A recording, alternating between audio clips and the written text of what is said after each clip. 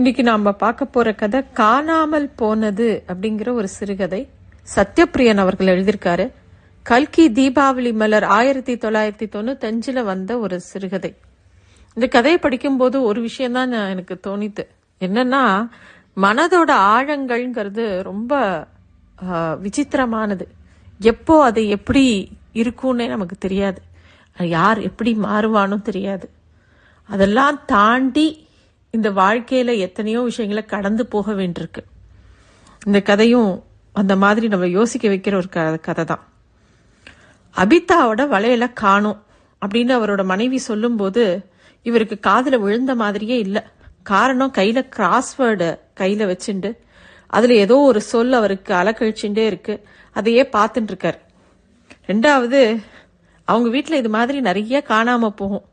Office கிளம்புற நேரத்துல பேனா, கல்யாணத்துக்கு கிளம்புறதுக்கு முன்னாடி இன்விடேஷன், அப்புறம் துண்டு பேப்பர்ல எழுதி வச்ச ஏதோ ஒரு ஃபோன் நம்பர், கடைசி மாத்திரை காலியார வரைக்கும் கண்ணில் பட்டு இருக்கக்கூடிய அந்த பிரிஸ்கிரிப்ஷன் டாக்டரோடது, அதுவும் காணாம போகும். இந்த மாதிரி நிறைய காணாம போகும்.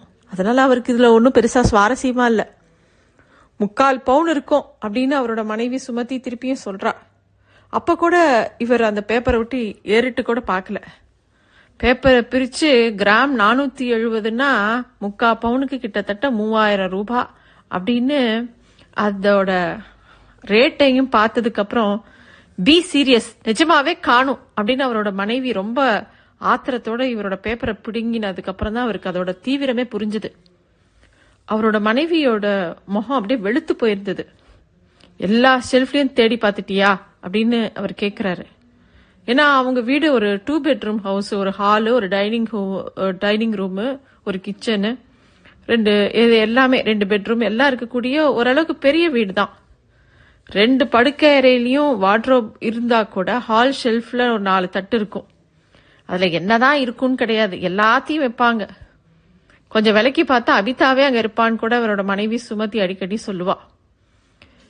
அது மட்டும் இல்ல, ஒரு பொருள் தேடுற போது அது தேடின பொருள் கிடைக்காது. ஆனா வேற ஒரு பொருளை என்ன முன்னாடி தேடினோமோ அது கிடைக்கும்.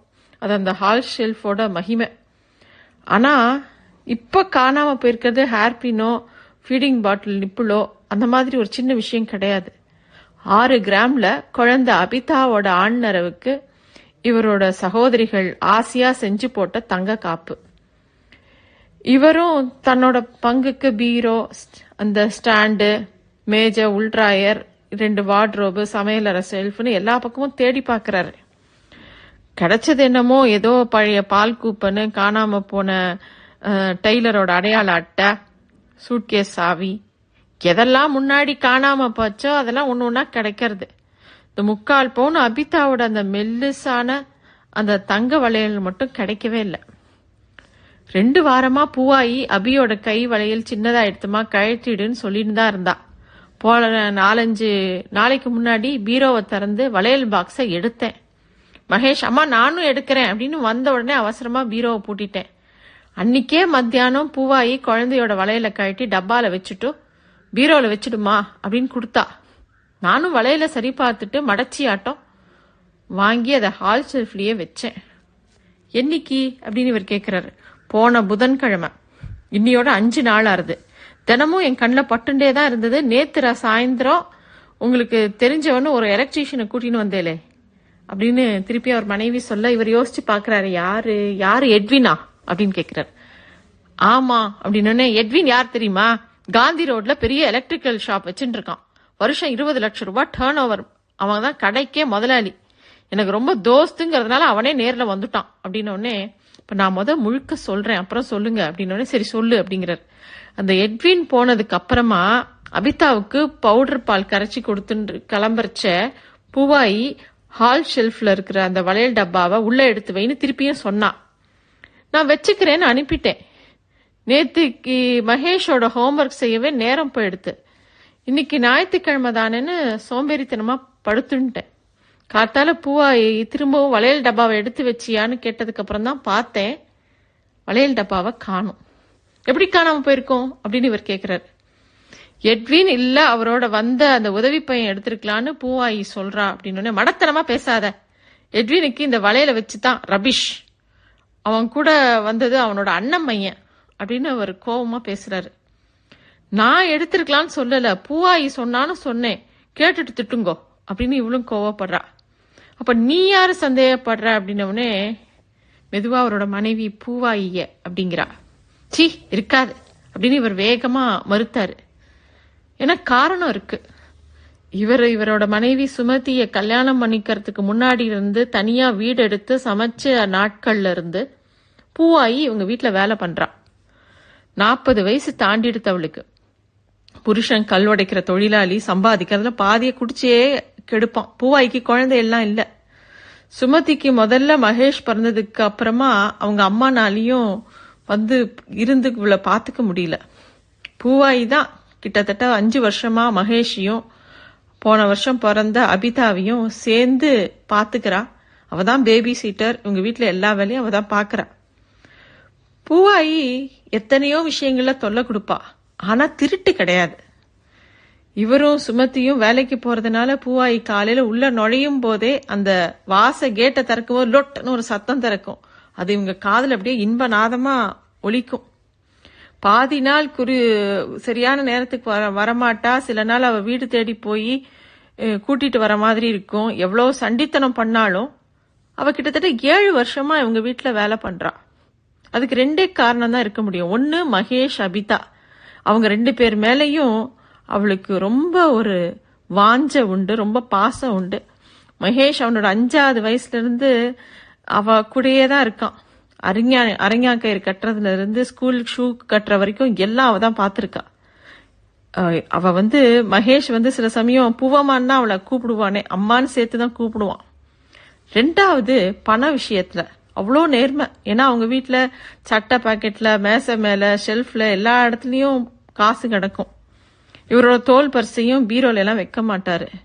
நாள் கிழமைன்னு உறவினர்கள்லாம் வந்துட்டு போனா கூட ஒரு சல்லிக்காசு கூட தொலைஞ்சு போனதா ஒரு புகார் வந்ததில்ல. ஆனா இது எல்லாத்துக்கும் நேர்மாறா சுமதி இன்னைக்கு சொல்லும் போது இவரால மனசே கேட்க முடியல. அதுக்கு சுமதியும் சொல்றா, போன மாசம் முழுக்க பூவாயி புருஷன் கல் உடைக்க போல, மழைக்காலம், கடனுக்கு வாங்கி குடிச்சிருக்கான். கடன் கொடுத்தவன் எல்லாம் வீட்டு வாசல சத்தம் போட்டுக்கிட்டு இருக்காங்க. போதா குறைக்கு அவனுக்கு வயிறு வேற சரியில்லாம 2 நாளா ஹாஸ்பிட்டலுக்கு வேற போயிருக்கா. எக்கச்சக்கமான பண நெருக்கடின்னு அவ பாட்டுக்கு சொல்லிண்டே போறா. இவருக்கு எரிச்சலா வருது. பண நெருக்கடினா வாய் விட்டு கேட்க வேண்டியதானே அப்படின்னே 50 100னா கேட்கலாம், 1000 2000னா எப்படி கேட்கறது, சம்பளத்துல எப்படி பிடிக்க முடியும் அப்படின்னு சுமதி சொல்றா. சுமதி இப்படி எல்லாம் பேசாத, ரொம்ப வருத்தமா இருக்கு அப்படிங்கிறார். அவளை நேராவும் கேட்க முடியாது. என் சுயநலத்துக்காக கேட்டுட்டா அவ வேலையில இருந்து நின்னுடுவா, நிரூபிக்காம பழியும் போட முடியாதுன்னு சுமதி ஏதோ அவ பாட்டுக்கு புலம்பிண்டே இருக்கா. இப்ப நிரூபிச்சு என்ன ஆப்போறது அப்படின்னு இவர் கேக்குறாரு. 4 நாள் டைம் கொடுங்கோ, முள்ளில இருந்து கிழியாம வேஷ்டியை எடுக்கிற மாதிரி திரும்பவும் வளையல் டப்பாவை கொண்டு வந்து காட்டுறேன் அப்படின்னு சவால் விடுறா சுமதி. இவரும் அந்த பூவாயி மேல இருந்த அபிமானம் காரணமா வீட்டை 2ஆ பிரிச்சு தேடி பாக்குறாரு. சூட் கேஸ், பெட்டி, ஷெல்ஃப், வார்ட்ரோப்னு ஒண்ணு விடல. வீட்டையே கொட்டி தேய்ச்சாச்சு. எல்லா பக்கமும் சுத்தமானதை தவிர அந்த வளையல் பொட்டி கிடைக்கல. மறுநாள் திங்கக்கிழமை. இவர் வழக்கமா ஆபீஸ் கிளம்பும் போது சுமதி பூவாயி முன்னாடி, இன்னைக்கு சாயந்தரம் நான் 2ஆம் நம்பர் பஸ் பிடிச்சு நேரா வந்துடுறேன், நீங்க ஸ்கூட்டர் எடுத்துன்னு எட்வின்ட்ட வளையல் டப்பா அவரோட பையோட சேர்ந்து வந்துடுத்தான்னு கேளுங்கோ அப்படின்ன உடனே, நிஜமாவா அப்படின்னு ஒரு ஆச்சரியமா கேக்குறாரு. மெதுவா சுமதி கிட்ட தத்தி எல்லாம் ஒரு டிராமா அப்படிங்கிறா. சொன்ன மாதிரியே சாயந்தரம் சீக்கிரமாவே சுமதி வந்துட்டா. ஆனா இவருக்கு ஆபீஸ்ல நிறைய வேலை இருந்ததுனால முடிச்சுட்டு 1 மணி நேரம் தாமதமா கிளம்பினாங்க. பூவாயி மாதிரி இருக்கிறவங்களோட வாழ்க்கை முறை இவருக்கு வியப்பா இருக்கும். படிப்பறிவுலாம் கிடையாது. ஏதோ ஒரு காரணம் சொல்லலாம் அவங்க இப்படி இருக்கிறதுக்கு. ஏதோ ரோட்டோரம் குழாயடியில நல்ல தண்ணீர் பிடிச்சு விற்கிற பொண்ணு, பள்ளிக்கூட வாசல்ல தின்பண்டம் விற்கிற பெண்கள், கல் உடைக்கிற பெண்கள், வீட்டு வேலை செய்யற பெண்கள், இவங்கெல்லாம் ஏன் முன்னுக்கு வர முடியல அப்படின்னு இவருக்கு பல சமயம் தோணும். படிப்பு இல்லாத மட்டும்தான் காரணமா, இல்ல படிக்க பிடிக்காதனாலயா, ஒருவேளை சோறு கிடைக்காத வறுமையா, அதாவது பசிங்கிற ஒரு பெரும்பூதம் இவங்களுக்கு இயல்பா சேர வேண்டிய அத்தனை நல்ல குணங்களையும் சாப்பிட்டுடுத்தோ அப்படின்னு இவருக்கு பல சமயம் தோணும். ஒரு சமயம் பூவாயி சொல்லியிருக்கா, நான் சமைஞ்ச சமயத்துல எங்க ஆத்தாளுக்கு கயிறு திரிக்கிற வேலை, அப்பன் எவளோடையோ ஓடி போயிட்டான், கம்பெனி கூப்பிட்டாதான் சம்பளம் எங்க அம்மாவுக்கு, பாதினா சிங்கிள் டீக்கே தட்டுப்பாடா இருக்கும், 2 நாள் சாப்பாடு போறேன்னு எவனாவது கூப்பிட்டா போயிடலாமான்னு கூட தோணும், அப்படி ஒரு பசிக்கும். ஏதோ அந்த மாதிரிலாம் நடக்காம இந்த கோட்டை மாரியாயி புண்ணியத்தினால நான் பாட்டுக்கு ஏதோ அன்னாடம் ஒரு பழப்பு பொழைச்சிக்கிட்டு இருக்கேன் அப்படின்னு பூவாயி அப்பப்ப அவ வேலை ஒழிஞ்ச நேரங்களில் அவ வாழ்க்கையை பத்தி சொல்லும்போது சொல்லுவா. இவர் அன்னைக்கு வீட்டுக்கு போன போது பூவாயி வேலையை முடிச்சுட்டு கிளம்பிட்டு இருந்தா. சுமதி தான் மகேஷையும் அபிக்குட்டியும் மேய்ச்சிட்டு இருந்தா. என்ன திமிரு தெரியுமா பூவாயிக்கு? அவ சொல்றா, என்னதான் நீங்க எட்வின் கிட்ட கேட்டாலும் எடுத்தவன் ஒத்துப்பானாங்கிறா. தான் எடுத்ததும் இல்லாம அடுத்தவா மேல பழிய போட்டு நிரூபிக்க பாக்குறா. என்ன ஒரு அழிச்சாட்டியம்! இவ குறுக்க போனா நானும் குறுக்க போறதுன்னு முடிவு பண்ணிட்டேன் அப்படின்னு சுமதி கடுப்பா சொல்றா. இவர் எப்படி அப்படின்னு கேக்குறாரு. இல்ல, என் பிரான்ச்ல இன்னைக்கு லேடி ஸ்டாஃப் கிட்ட எல்லாம் சொல்லி புலம்பிட்டேன். அப்பதான் அஸ்தம்பட்டி வாட்டர் டேங்க் பக்கத்துல இருக்காளே விஜயலட்சுமி, அவ அண்ணா கூட குமரகிரி ஆசிரமத்துல அம்பாள் உபாசகரா இருக்காரு சந்திரசேகர சுவாமிகள், அவதான் ஒரு ஐடியா கொடுத்தா அப்படின்னே. என்ன ஐடியா? பூவாயி கிட்ட நான் அந்த சாமி கிட்ட அருள்வாக்கு கேட்க போறேன்னு சொல்ல போறேன். ஏற்கனவே அவரோட ஞான திருஷ்டி பத்தி பூவாயிக்கு நல்லா தெரியும். அவர்கிட்ட வளையல யார் எடுத்தான்னு கேட்க போறேன்னு பூவாயிக்கு கிட்ட சொல்ல போறேன். அவர் ரியாக்ஷன் எப்படி இருக்குன்னு பாக்கலாம் அப்படின்னு சொல்றா. அதே மாதிரி மறுநாள் சொல்றா. முதல்ல பூவாயி கொஞ்சம் கூட தடுமாறவே இல்லை. கண்டிப்பா சாமியார் கண்டுபிடிச்சிருவாருமா அப்படின்னா. ராத்திரிலாம் இந்த ஒரு கேள்விதான் குடைஞ்சிக்கிட்டே இருந்தது இவருக்குள்ள. வீட்டுல எது காணாம போனாலும் நம்ம ஏன் முதல்ல நம்ம வீட்டுல வேலை செய்யறவங்க பெண்களை தான் சந்தேகப்படுறோம்? இது தப்பு இல்லையா? இப்படிலாம் மனசுக்குள்ள தோணிக்கிட்டே இருந்துச்சு. பூவாயி நல்ல கருப்புனா கூட நல்ல கலையான முகம், வறுமை ஒரு போராட்டமா ஒரு மாதிரி அவளுக்கு ஏமாற்றங்களை வாழ்க்கை கொடுத்திருந்தா கூட ஒரு மாதிரி அதெல்லாம் பட்டு பட்டு தெளிஞ்ச முகம், ஒரு மாதிரி தைரியமும் வாஞ்சியும் கலந்த ஒரு முகம். இதெல்லாம் அவர் மனசுல ஓடிக்கிட்டே இருக்கு. மறுநாள் காலையில 6:30 மணிக்கு வழக்கமா கதவு திறந்து பூவாயி வர சத்தம் கேட்கவே இல்லை. இவர் வாசலுக்கும் வீட்டுக்குள்ளேயும் நடக்க ஆரம்பிச்சாரு. மகேஷ ஸ்கூலுக்கு தயார்படுத்தி ஆட்டோல அனுப்பினதுக்கு அப்புறமா அவன் பூவாயி வரல. நான் வேணா வீட்டுக்கு போய் அவளை கூட்டிட்டு வரவா அப்படின்னு இவர் சொல்லவும், அவளை இப்படி தாங்கி தான் இவ்வளவு ஆயிடுத்து அப்படின்னு சுமதியும் ரொம்ப கோபமா பேசுறா. 9 மணிக்கு ஒரு சின்ன பையன் பூவாயி அக்காவுக்கு குளிர் காய்ச்சல் அடிக்குதான், இன்னைக்கு வராதான் அப்படின்னு சொல்லிட்டு அவன் பாட்டுக்கு போயிட்டான். அப்போ சுமதி இவரை அப்படியே புல்லு மாதிரி பார்த்தா. பூவாயிய சொன்னா உடனே வீட்டு மனுஷால சொல்லிட்ட மாதிரி கோச்சிண்டேலே, இன்னைக்கு நான் சுவாமிகள்கிட்ட போய் அருள்வாக்கு கேட்க போறேன்னு சொன்ன உடனே குளிர் ஜரம் வந்துடுதாமா அவளுக்கு அப்படின்னு கோபமா சொல்றா.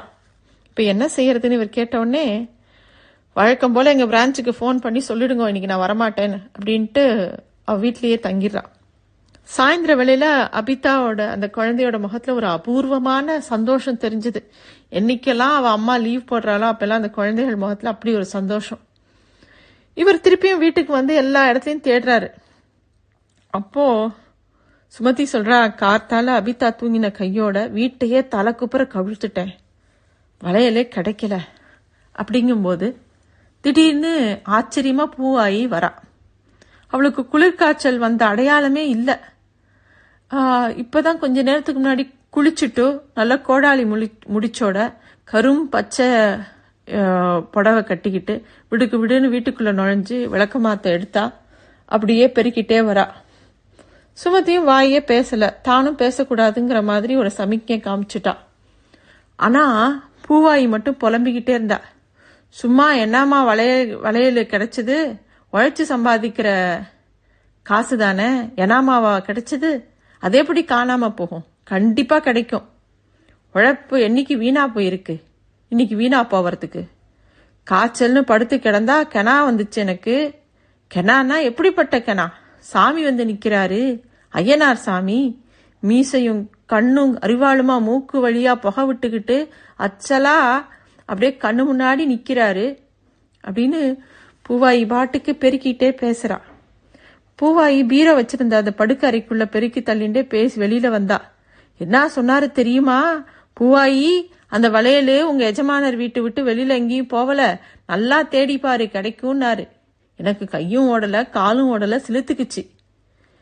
கண்ணு, காய்ச்சனாலும் பரவாயில்லன்னு குளிச்சிட்டு பூசை பண்ணிட்டு வாரேன் அப்படின்னு சொல்லிட்டு அவ பாட்டுக்கு தேடுறா. எந்த இடத்துல இருக்குன்னு ஐயனார் சொல்லலையா அப்படின்னு சுமதியும் கேட்கும்போது அந்த கேள்வியில ஆர்வத்தை விட நக்கல் தான் ஜாஸ்தி இருந்தது. பூவாய் இவங்களோட அனுமதியெல்லாம் வேண்டாம வலையில எல்லா இடங்களையும் தேட ஆரம்பிக்கிறா. அவளோட செய்கையில ஒரு விதமான பதட்டமும் அவசரமும் ரொம்ப இருந்தது. திடீர்னு பீரோ பக்கத்துல போய் கண்ணு அப்படின்னு கத்துறா. உள்ள போன சுமதி அப்படியே பேயறிஞ்ச மாதிரி தீனமான குரல்ல அலறிட்டு ஓடி வந்து இவர் மேல விழறா. தூளியில தூங்கிட்டு இருந்த குழந்தை ஒரு பக்கம் அலறுது. மகேஷ் என்னவோ ஏதோன்னு பயந்து அவன் ஒரு பக்கம் அலறான். சுமதி, இது என்ன சைல்டிஷான பிஹேவியர்னு இவர் அதட்டுறாரு. உள்ள போய் பாருங்கோ அப்படின்னோடனே இவர் அந்த ரூம்குள்ள எட்டி பாக்குறாரு. உள்ள பீரோவுக்கு முன்னாடி குனிஞ்ச நிலையில பூவாயி விளக்குமாறு கீழே கிடந்தது. அதோட நுனியில 4 நாட்களா இவங்க தேடிட்டு இருந்த வளையல் டப்பா. இவர் அந்த டப்பாவை திறந்து பாக்குறாரு. 2 வளையல்களும் அப்படியே மின்னிட்டு இருந்தது. ஓ சாமி சக்தி வாய்ந்த சாமி பூவாயி அப்படின்னு மட்டும்தான் இவரால் சொல்ல முடிஞ்சது. பயப்படாத கண்ணு, நான் தான் சொன்னேன்ல, உழைச்சு சம்பாதிச்ச பொருள் காணாம போனா திரும்பி கிடைக்கும்னு. சரி சரி வேலையை பாரு, பிள்ளைங்க பயந்துக்கிடுச்சு, சமாதானம் பண்ணி. இன்னையோட என் காய்ச்சலும் தெளிஞ்சிருச்சு. ஏதோ ஐயனாரு நல்ல சாமியா இருக்க கண்டு எல்லாரையும் காப்பாத்தி கொடுத்தாரு. நாளைக்கு நீ ஆபீஸ் போய்க்க, நான் வெள்ளன வந்துடுறேன் அப்படின்ட்டு பூவாய் பாட்டு அதிகமா பேசாம அன்னைக்கு கிளம்பி போயிட்டா.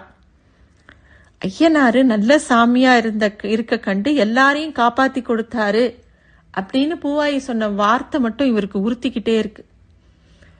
ராத்திரி படுக்கிறதுக்கு முன்னாடி சுமதியோட வலது கையில அவ ஏதோ கிரீம் மாதிரி பூசிக்கிட்டே இருந்தா. என்ன காயம் அப்படின்னு இவர் கேட்கும்போது நல்ல வேப்பிலை வடிவில் ஒரு ஸ்ராய்ப்பு, தோல் உறிஞ்சிருந்தது. எப்படி ஆச்சுது அப்படின்னோடனே, இல்லை இன்னைக்கு மத்தியானம் ஒரு வேளை வளையல் டப்பா பீரோ பின்னாடி விழுந்திருக்குமோன்னு பீரோ மூளையிலேருந்து 2 அடி நகர்த்துறப்போ சுவரில் பட்டு ஸ்ராய்ச்சுன்ட்டேன் அப்படிங்கிறா. அப்படி நகர்த்தி பார்க்கும்போது அங்கே டப்பா இல்லையா, வளையல் டப்பா இருந்ததா இல்லையா அப்படின்னு கேட்குறாரு. இல்லை அப்படிங்கிறா. சொல்லிட்டு இவர் மேலே சாஞ்சிக்கிறா. அவளோட சலனமே இல்லாமல் இருக்கிற தன்மை இவருக்கு ரொம்ப வருத்தமாக இருந்தது.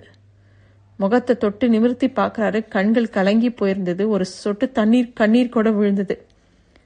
சுமதி, வளையல் தான் கிடைச்சாச்சே, ஏன் அழற அப்படின்னு கேட்குற.